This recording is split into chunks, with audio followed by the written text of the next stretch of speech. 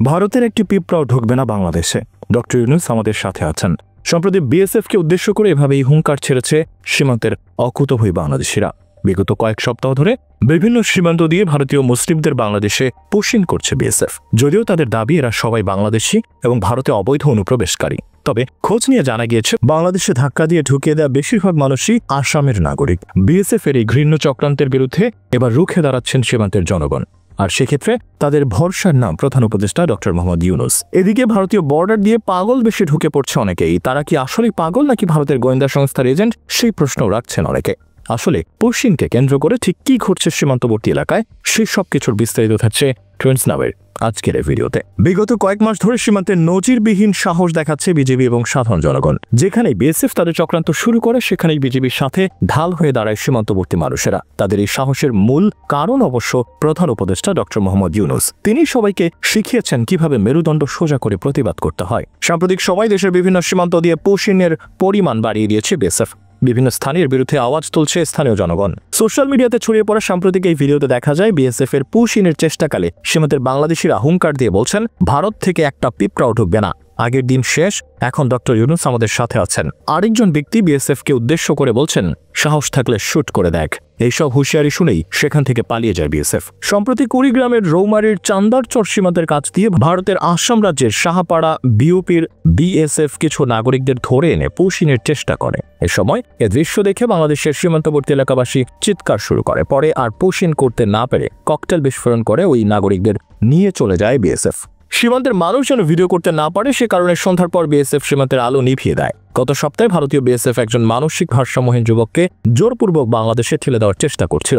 বিষয়টি স্থানীয়রা জানতে পেরে বাধা দেয়। এই ঘটনায় বিএসএফ এর সঙ্গে স্থানীয়দের বাগবিতণ্ডা হয়। পরে স্থানীয়দের তোপের মুখে বিএসএফ পিছু হটতে বাধ্য হয়। তবে পিছু হতার সময় তারা ওই মানসিক ভারসাম্যহীন যুবককে সীমান্তের শূন্য রেখায় হাত পা বাঁধা অবস্থায় ফেলে রেখে চলে যায়। যাওয়ার সময় বাংলাদেশের অভ্যন্তরে থাকা কৃষক নজরুল ইসলাম ও তাজিমুল ইসলামের 6টি গরু ভারতের দিকে নিয়ে যায় বিএসএফ।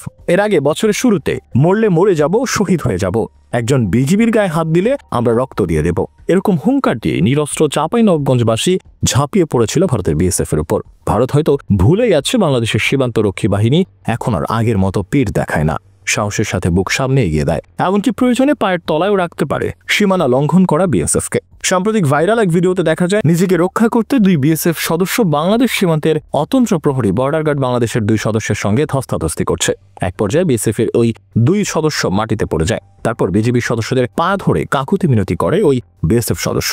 ভিডিওটির ব্যাপারে আল জাজিরায় সাংবাদিক জুলকারনাইন শায়ের জানান, অতি সম্প্রতি দুজন ভারতীয় বর্ডার সিকিউরিটি ফোর্স সদস্য নিজ অস্ত্রশস্ত্র আন্তর্জাতিক সীমান্ত পেরিয়ে বাংলাদেশের অভ্যন্তরে প্রবেশ করে বাংলাদেশের কৃষকদের ধরে নিয়ে যাওয়ার চেষ্টা করে। এই ঘটনা জানতে পেরেই ঘটনাস্থলে নিকটবর্তী বর্ডার গার্ড বাংলাদেশের ক্যাম্প থেকে বিজিবি সদস্যরা দ্রুত তার সঙ্গে ছুটে আসেন। সাধারণ জনতা ও বিজিবি সদস্যরা তাদের অস্ত্রসহ ধরে ফেলে দুই বিএসএফ জওয়ানকে। পরবর্তীতে ক্ষমা প্রার্থনা করার যথাযথ প্রক্রিয়া অনুসরণ করে তাদের বিএসএফ কর্তৃপক্ষের কাছে হস্তান্তর করা হয়। 5 আগস্ট শেখ হাসিনা সরকারের পতনের পর থেকে বাংলাদেশ ভারত সম্পর্কে ফাটল ধরেছে। সীমান্তে কাঁটাতারের বেড়া নির্মাণে উত্তেজনা যেন আগুনে ঘি ঢেলেছে। বাংলাদেশের তীব্র প্রতিবাদে ভারতীয় সীমান্তরক্ষী বাহিনী পিছু হটলেও সীমান্তের উত্তপ্ত পরিস্থিতি কিছুতেই থামছে না। এর মাঝেই ভারতের নিস্তব্ধতা ভেঙে পাগল বেশি ব্যক্তিদের আগমন শুরু হয়েছে। তারা হিন্দিতে অসংলগ্ন কথা বলে, অদ্ভুত পোশাকে ঘোরাফেরা করে, আর তাদের চোখে মুখে স্থানীয়দের মনে সন্দেহের কালো মেঘ ঘনীভূত করছে। কুড়িগ্রাম বাংলাদেশের সবচেয়ে বড় সীমান্তবর্তী জেলা, যার প্রায় 300 কিলোমিটার সীমান্ত জুড়ে রয়েছে ভারতের পশ্চিমবঙ্গ, আসাম আর মেঘালয়। এই সীমান্ত দীর্ঘদিন ধরে চোরাচালান, মাদক পাচার আর নানা অপরাধের আঁতুড়ঘর। কিন্তু এবারের ঘটনা অন্য মাত্রা নিয়েছে। স্থানীয়রা অভিযোগ করছেন বিএসএফ রাতের আধারে সীমান্তের গেট খুলে দিচ্ছে আর এই পাগল বেশি ব্যক্তিরা কৌশলে বাংলাদেশে প্রবেশ করছে। এক বাসিন্দা আতঙ্ক আর বিস্ময় নিয়ে বলেন, কয়েক সপ্তাহে অন্তত 8 থেকে 10 জন এমন পাগল আমাদের এলাকায় এসেছে, কিন্তু তাদের আচরণ কিছুতেই স্বাভাবিক মনে হচ্ছে না। গত 12 থেকে 14 জানুয়ারির মধ্যে কোজাকাটা, সোনাহাট আর নাগেশ্বরী এলাকায় 5 থেকে 6 জন নতুন পাগলের দেখা মিলেছেন।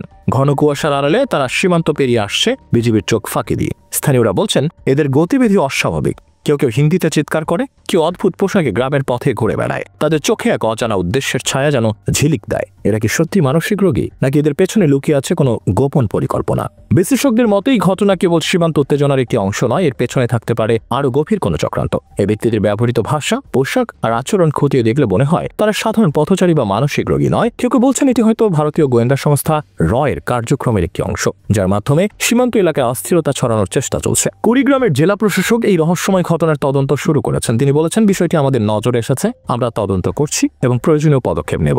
বিজিবি এবং স্থানীয় প্রশাসন সতর্ক অবস্থায় রয়েছেন, কিন্তু জনমনে একটাই প্রশ্ন ঘুরপাক খাচ্ছে, এই পাগল বেশি ব্যক্তিরা কারা? তাদের আসল উদ্দেশ্য কি? এই রহস্যের জাল কি কখনো ভেদ করা যাবে, নাকি সীমান্তের অন্ধকারে এটি চিরকাল লুকিয়ে থাকবে?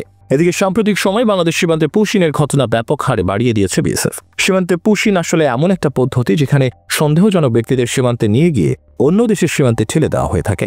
এই প্রক্রিয়ার কোনো আইনি স্বীকৃতি নেই ভারতে, কিন্তু দীর্ঘদিন ধরে এই পদ্ধতি চলে আসছে, যেটা আনুষ্ঠানিকভাবে কেউ স্বীকার করে না। ভারতের মানবাধিকার কর্মীরা বলছেন, ভারত থেকে এভাবে পুশ ব্যাক করে দেওয়া সম্পূর্ণই আইন বহির্ভূত কাজ।